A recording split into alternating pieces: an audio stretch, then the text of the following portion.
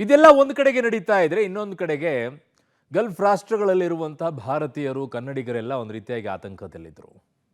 ಅಲ್ಲಿರೋರಿಗೆ ಅದು ಅಭ್ಯಾಸ ಆಗೋಗ್ಬಿಟ್ಟಿರುತ್ತೆ. ಆದರೆ ಪ್ರವಾಸಕ್ಕೆ ಅಂತ ಹೋಗಿರ್ತಾರಲ್ಲ ಅವ್ರಿಗಂತೂ ಸಿಕ್ಕಾಪಟ್ಟೆ ಟೆನ್ಷನ್ ಆಗ್ಬಿಟ್ಟಿತ್ತು. ಏನು ಮಾಡೋದಪ್ಪ, ನಾವು ಇಲ್ಲಿ ಸಿಕ್ಕಾಕೊಂಡ್ಬಿಟ್ಟಿದ್ವಿ, ಬರೋಕ್ಕೂ ಆಗ್ತಾಯಿಲ್ಲ, ಹೆಂಗೆ ಕತೆ ಅಂತ ಹೇಳಿ ಹಂಗೂ ಹೆಂಗೂ ಮಾಡಿ ಏನೋ ವ್ಯವಸ್ಥೆ ಮಾಡಿದರು. ಬಟ್ ಈಗ ಅದರಲ್ಲೇ ಕೆಲವರೀಗ ವಾಪಸ್ ಬಂದಿದ್ದಾರೆ. ಯಾರು ಬಂದವರು, ಏನು ಹೇಳಿದ್ದಾರೆ ಅವರು, ನೋಡಿ ಸ್ಟೋರಿಯನ್ನು. ದುಬೈ ಸಿಲುಕಿದ್ದ ಕನ್ನಡಿಗರು ತಾಯ್ನಾಡಿಗೆ. ಯುದ್ಧದ ಭೀಕರತೆ ಬಿಚ್ಚಿಟ್ಟ ಕನ್ನಡಿಗರು. ಹೌದು, ಇರಾನ್ ಮೇಲೆ ಇಸ್ರೇಲ್ ಹಾಗೂ ಅಮೆರಿಕ ನಡೆಸ್ತಾ ಇರುವ ದಾಳಿಗೆ ಪ್ರತಿದಾಳಿಯಾಗಿ ಇರಾನ್ ತನ್ನ ಸುತ್ತಮುತ್ತಲ ಗಲ್ಫ್ ರಾಷ್ಟ್ರಗಳ ಮೇಲೆಯೇ ಸಮರ ಸಾರಿದೆ. ಅದರಲ್ಲೂ ದುಬೈ ಮೇಲೂ ಬಾಂಬ್ ದಾಳಿ ನಡೆಸಲಾಗ್ತಾ ಇದ್ದು, ದುಬೈ ಪ್ರವಾಸಕ್ಕೆ ತೆರಳಿರೋ ಕನ್ನಡಿಗರು ಹಾಗೂ ದುಬೈ ಮೂಲಕ ಇತರೆ ದೇಶಗಳಿಗೆ ಪ್ರಯಾಣ ಬೆಳೆಸ್ತಾ ಇದ್ದ ಕನ್ನಡಿಗರು ಪಡಬಾರದ ಕಷ್ಟ ಪಡುವಂತಾಗಿತ್ತು. ಕಳೆದ 3-4 ದಿನಗಳಿಂದಲೂ ದುಬೈನಲ್ಲಿ ಉಳಿದುಕೊಂಡಿದ್ದ ನೂರಾರು ಮಂದಿ ಪ್ರಯಾಣಿಕರು ಸುರಕ್ಷಿತವಾಗಿ ತಾಯ್ನಾಡಿಗೆ ಆಗಮಿಸಿದ್ದಾರೆ. ಕಳೆದ ರಾತ್ರಿ ದುಬೈನಿಂದ ಎಮಿರೇಟ್ಸ್ ನೇರ ವಿಮಾನದ ಮೂಲಕ ಬೆಂಗಳೂರಿಗೆ ಆಗಮಿಸಿದ ಕನ್ನಡಿಗರು ದುಬೈನಲ್ಲಿ ತಮಗಾದ ಅನುಭವ ಹಂಚಿಕೊಂಡಿದ್ದಾರೆ. ಬೆಂಗಳೂರಿನ ಪೃಥ್ವಿ ಎಂಬ ಯುವತಿ ತಮ್ಮ ಕಂಪನಿಯಿಂದ ನೆದರ್ಲ್ಯಾಂಡ್ಗೆ ಬಿಸ್ನೆಸ್ ಟೂರ್ ಹೋಗಿದ್ದು ಫೆಬ್ರವರಿ 28ರಂದು ದುಬೈ ವಿಮಾನ ನಿಲ್ದಾಣ ತಲುಪಿದರು. ಆದರೆ ಅಂದೇ ದುಬೈ ವಿಮಾನ ನಿಲ್ದಾಣ ಬಂದಾಗಿ ಕಳೆದ 4 ದಿನಗಳಿಂದಲೂ ದುಬೈನಲ್ಲೇ ಉಳಿದುಕೊಂಡಿದ್ದು ಕೊನೆಗೆ ಪ್ರವಾಸ ಮೊಟಕುಗೊಳಿಸಿ ಬೆಂಗಳೂರಿಗೆ ವಾಪಸ್ಸಾಗಿದ್ದಾರೆ. ನಮ್ಗೇನ್ ಹಂಗೆ ಇದಾಗಿದೆ ಅಂತ ಅನ್ಸಿಲ್ಲ. ಬಿಕಾಸ್ ದುಬೈಯಲ್ಲಿ ಒಳ್ಳೆ ಸ್ಟೇ ಅಲ್ಲೇ ಇದ್ವಿ. ಸೊ ಏನು ಪ್ರಾಬ್ಲಮ್ ಏನೂ ಆಗಿರ್ಲಿಲ್ಲ. ಹಂಗೆ we are happy that we came back. So I mean ನಮ್ಗೆ ಗೊತ್ತಿರಲಿಲ್ಲ ಈ 1 ವೀಕ್ 2 ವೀಕ್ ಎಷ್ಟು ದಿನ ಪೋಸ್ಟ್ಪೋನ್ ಆಗುತ್ತೆ ಟಿಕೆಟ್ಸ್ ಅಂತ. But god sake V receive the tickets. So we came back. But still our team ಇನ್ನೂ ಸ್ವಲ್ಪ of of the team they are in Dubai only. So maybe they are coming tomorrow day after tomorrow. ಇನ್ನು ಬೆಂಗಳೂರು ಮೂಲದ ವೈದ್ಯ ಹರೀಶ್ ಸಹ ತಮ್ಮ ಮಗಳ birthday ಆಚರಣೆಗೆ ಅಂತ ಪ್ರವಾಸ ಕೈಗೊಂಡಿದ್ರು. ಇನ್ನು ಸೋನಾಲಿ ಎಂಬ ಯುವತಿ ಸಹ ಮಗಳೊಂದಿಗೆ ಖಾಸಗಿ ಸಂಸ್ಥೆಯ ಕಾರ್ಯಕ್ರಮವೊಂದಕ್ಕೆ ದುಬೈಗೆ ತೆರಳಿದ್ರು. ಮತ್ತೊಂದೆಡೆ ಶಿವಣ್ಣ ತಮ್ಮ ಪತ್ನಿಯೊಂದಿಗೆ ಮಗನ ಬಳಿ ಹೋಗೋದಕ್ಕೆ ಅಮೆರಿಕಾಗೆ ದುಬೈ ಮೂಲಕ ಹೊರಟಿದ್ರು. ಇನ್ನು ಋತ್ವಿಕಾ ಸಹ ಅಮೆರಿಕದಿಂದ ದುಬೈಗೆ ಆಗಮಿಸಿ ಅಲ್ಲಿಂದ ಬೆಂಗಳೂರಿಗೆ ಆಗಮಿಸಬೇಕಿತ್ತು. ಆದರೆ ದುಬೈ ವಿಮಾನ ನಿಲ್ದಾಣ ಬಂದಾದ ಕಾರಣ ಎಲ್ಲರೂ ದುಬೈನಲ್ಲಿ 3-4 ದಿನ ಆತಂಕದಲ್ಲೇ ಕಾಲ ಕಳೆಯುವಂತಾಗಿತ್ತು ಅಂತ ತಮಗಾದ ಅನುಭವ ಹಂಚಿಕೊಂಡ್ರು. ದುಬೈಗೆ 4 o'clock ಫ್ಲೈಟ್ ಇತ್ತು. ಸೊ 4 o'clock ಹತ್ತಿ 9 o'clock ರೀಚ್ ಆದ್ವಿ. ಅಲ್ಲಿಂದ ಫ್ಲೈಟ್ ಸಿಯೇಟಲ್ಗೆ ಎಲ್ಲ ಫ್ಲೈಟ್ ಅಲ್ಲಿ ಹತ್ತಿ ಕೂತ್ಕೊಂಡಿದ್ವಿ. ಟೇಕ್ ಆಫ್ ಆಗೋ ಟೈಮ್ ನಲ್ಲಿ ಸ್ಟಾಪ್ ಮಾಡಿಬಿಟ್ಟು, ಇಲ್ಲ ಈ ತರ ಏರ್ ಸ್ಪೇಸ್ ಎಲ್ಲ ಇದಾಗಿದೆ, some war between Israel and Iraq, so people can go ಅಂತ.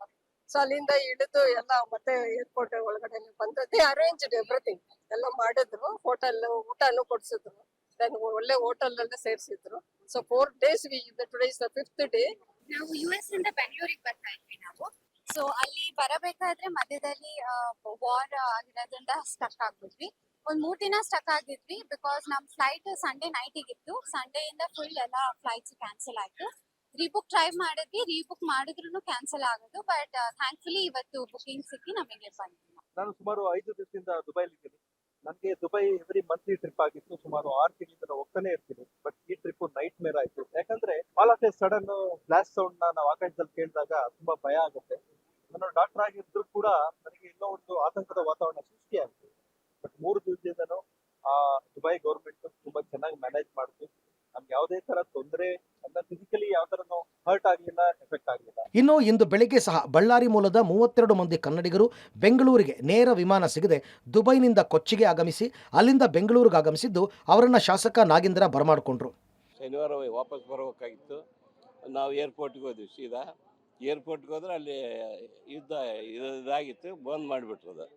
ಅಲ್ಲಿಂದ ಮತ್ತೆ ನಾವು ಅಲ್ಲಿ ಎಲ್ಲ ನಮ್ಮ ಸಂಘಟನೆ ಕನ್ನಡದ ಇವರು ಇದ್ರು, ಅವರೆಲ್ಲ ರೂಮು ಇದು ಮಾಡಿ ಎಲ್ಲ ಧೈರ್ಯ ತುಂಬಿದ್ರು ಎಲ್ಲ ನಮಗೆ. ಅಲರ್ಟ್ ಅಂತ ಅವತ್ತು ಶನಿವಾರ ರಾತ್ರಿ ಭಾಳ ಮೆಸೇಜ್ ಬರ್ತಾ ಇದ್ವು. ಅವತ್ತಂದೇ ಭಾಳ ಭಯ ಇತ್ತು. ಸೈರನ್ ಮೊಬೈಲಿಗೆ ಸೈರನ್ ಕಳಿಸ್ತಾ ಇದ್ರು. 2 ದಿವಸ ಮಾತ್ರ ಭಾಳ ಭಯ ಇತ್ರಿ. ಆಮೇಲೆ ಸ್ವಲ್ಪ ಕಡಿಮೆ ಆಯ್ತು. 28ಕ್ಕೆ ಹೋದ್ವಿ. ಅಲ್ಲಿ ಶಾರದಾ ಇದಕ್ಕೆ ಹೋದ್ವಿ. ಅಷ್ಟೊತ್ತಿಗೆ ಫ್ಲೈಟ್ ಕ್ಯಾನ್ಸಲ್ ಆಗಿಬಿಟ್ಟು ಅಲ್ಲಿಂದ ವಾಪಸ್ ಚೆಕ್ಔಟ್ ಮಾಡ್ಕೊಂಬಿಟ್ಟಿವಿ. ಭಾಳ ಇದಾಗ್ಬಿಡುತ್ತೆ ನಮ್ಗೆ, ಟೆನ್ಷನ್ ಆಗಿಬಿಡ್ತೇವೆ. ರೂಮ್ಗಳು 10 ಪಟ್ಟು ಜಾಸ್ತಿ ಆಗ್ಯಾವ ಸರ್. ರೂಮ್ ರೇಟ್ಗಳು. ನಮ್ಮ ಆರ್.ಪಿ. ಟ್ರಾವೆಲ್ಸನ್ನು ಕರ್ಕೊಂಡು ಅವ್ರು ಯಾರನ್ನೂ ಹಿಡ್ಕೊಂಡು ಏನೇನು ಮಾಡಿ ಒಂದು ಅಪಾರ್ಟ್ಮೆಂಟ್ ಕೊಡಿಸ್ತಾರೆ.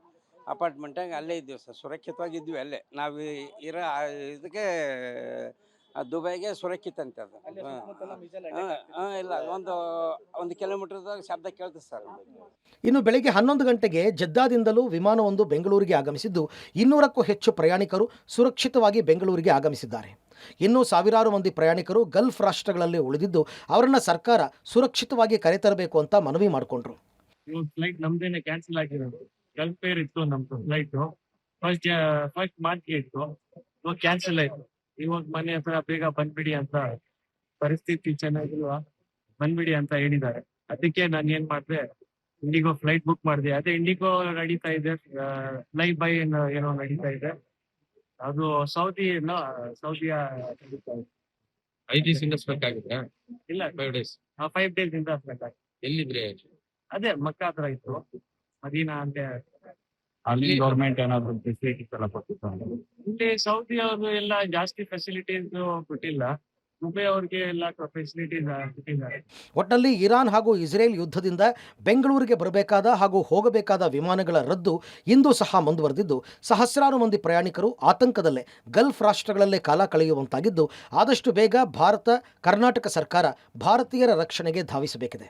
Madhukrishna, public TV, Chikkaballapur.